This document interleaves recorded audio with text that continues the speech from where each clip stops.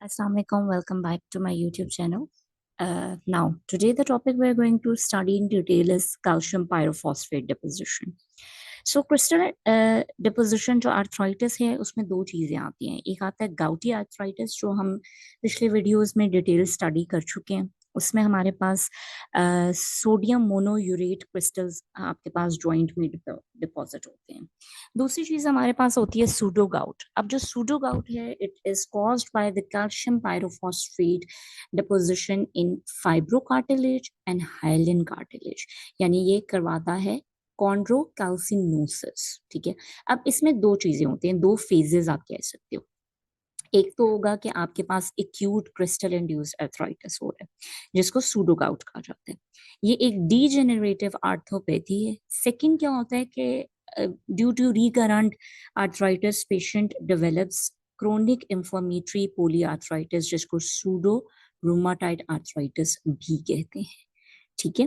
सो यानी कि बहुत ज्यादा बार बार इंफ्लेमेशन की वजह से अल्टीमेटली पेशेंट जो है मल्टीपल जॉइंट्स में क्रोनिक इंफ्लेमेशन डेवलप कर देगा and it will give a picture of rheumatoid arthritis, but it will not be a rheumatoid arthritis. तो हम इसको कहेंगे सूडो रोमाटाइड आर्थराइटिस. अब हमारे पास इस डिजीज में हो क्या रहा है. ठीक है. So what is happening here कि ये आपके पास जो है कैल्शियम पायरोफॉस्फेट के क्रिस्टल हैं. ये रोम्बॉइड शेप क्रिस्टल्स होते हैं. ये आपके पास जॉइंट्स में डिपॉजिट हो रहे हैं. ठीक है. सो इसकी वजह से आपके पास फिर there is a range of clinical symptoms और ऑब्वियसली आपके पास क्रिस्टल डिपोजिशन की वजह से वही सारी चीजें आएंगी. एरिथीमा आ सकता है, इन्फ्लेमेशन, वार्म हो जाएगा, पेन, टेंडरनेस, ये सारी चीजें.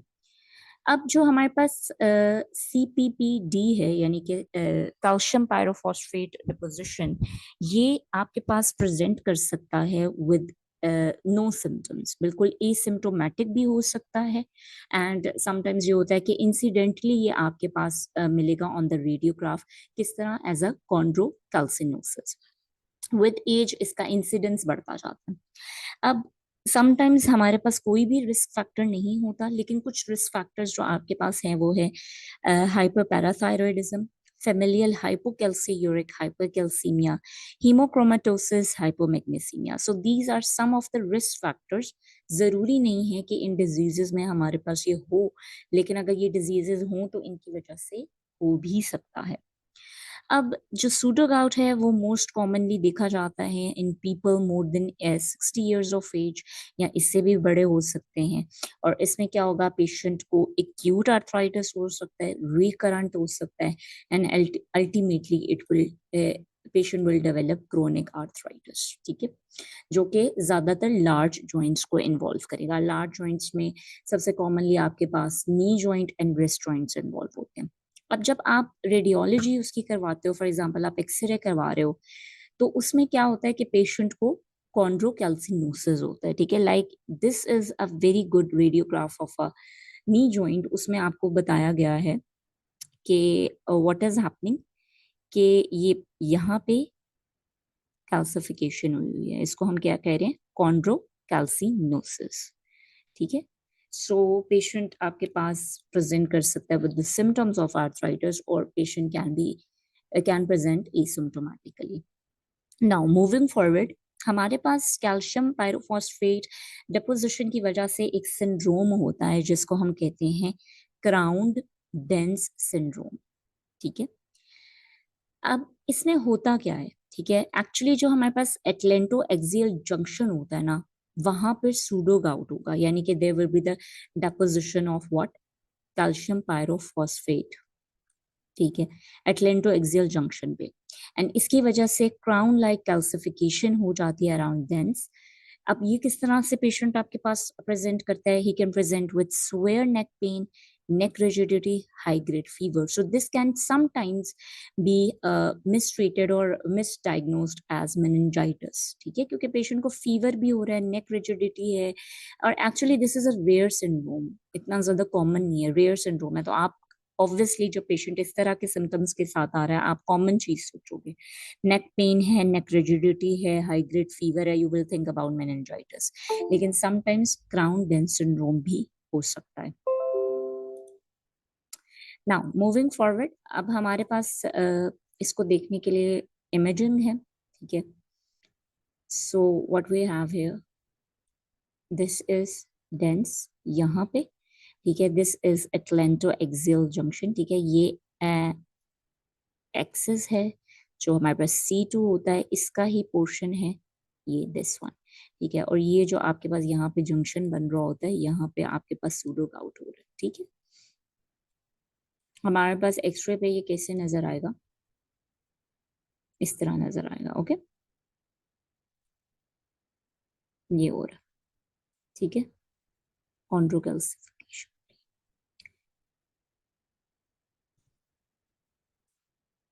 नाउ अगली चीज हमारे पास क्या है कि सूडो गाउट लाइक गाउट किस तरह से डेवलप होगा। 20 to 48 hours after major surgery, उसमें हम लोगों ने पढ़ा भी था कि गाउटी आर्थराइटिस क्यों हॉस्पिटलाइज्ड पेशेंट में डेवलप हो सकता है। मल्टीपल रीजंस है।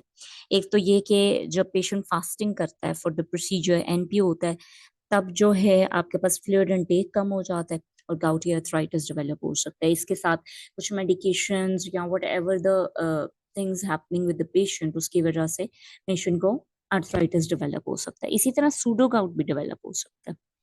अब पेशेंट हम लोगों के पास किस तरह से आता है, ये पिक्चर हमने उसमें भी स्टडी की थी, ठीक है। It's a comparison between gout and a pseudo gout. तो जो गाउट होता है उसमें आपके पास monosodium urate crystal, needle shape crystal नजर आएंगे एंड नेगेटिव बायोरिफ्रेंजेंस होता है, ठीक है। जबकि कैल्शियम पायरोफॉस्फेट क्रिस्टल्स जो होते हैं वो आपके पास रॉड या रोम्बॉइड होते हैं, ठीक है। रॉड शेप होंगे या रोम्बॉइड शेप होंगे, ठीक है। और ये आपके पास पॉजिटिव बायोरिफ्रेंजेंस होगा, ठीक हो गई बात। अब ट्रीटमेंट की तरफ चलते हैं। जैसे हम आर्थराइटिस को ट्रीट करते हैं, इसी तरह हम इसको ट्रीट करेंगे।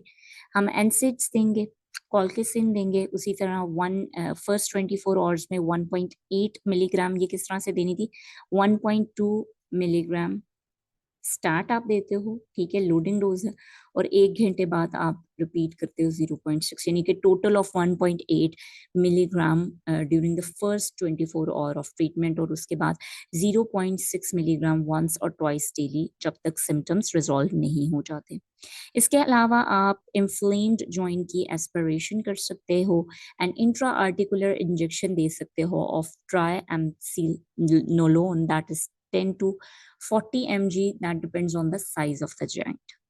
ओरल कॉर्टिकोस्टीरॉइड्स भी आप दे सकते हो एंड 30 to 50 मिलीग्राम पे आप स्टार्ट करोगे एंड 7 to 14 डेज पे इसको टेपर ऑफ करेगा। आप इंटरल्यूकिन 1 इनहिबिटर्स भी देख सकते हो, जिसमें एनाकिनरा आता है and canakinumab. For patients with 3 or more attacks per year, prophylaxis आप दे सकते हो 0.6 milligram orally twice daily, it can reduce फ्लेयर्स। अब हमारे पास जो डीजेनरेटिव ऑर्थोपैथी है, that is associated with the calcium pyrophosphate dihydrate crystals, इसमें आपके पास कौन कौन से जॉइंट्स इन्वॉल्व हो रहे हैं। आपके पास ग्लिनोह्यूमरल जॉइंट हो सकता है, रिस्ट हो सकता है, पैलेटोफेमरल कंपार्टमेंट ऑफ द नी हो सकता है। सूडो रोमाटाइड आर्थराइटिस जो है ये आपके पास अफेक्ट करता है metacarpophalangeal joint and wrist. Okay, so this is a comparison between a healthy joint and a joint with a pseudo gout. आपके पास क्या है, यहाँ पर कैल्शियम पायरोफॉस्फेट क्रिस्टल डिपोजिशन है एंड इसकी वजह से आपके पास सारी स्वेलिंग एंड एरिथीमा और आर्थराइटिस वाले पेशेंट आएंगे। So this is all about today's topic. If you like my video, please subscribe to my channel and let me know your comments so that I can bring more and more videos if you feel benefit from this video. Thank you so much. Subscribe to my channel.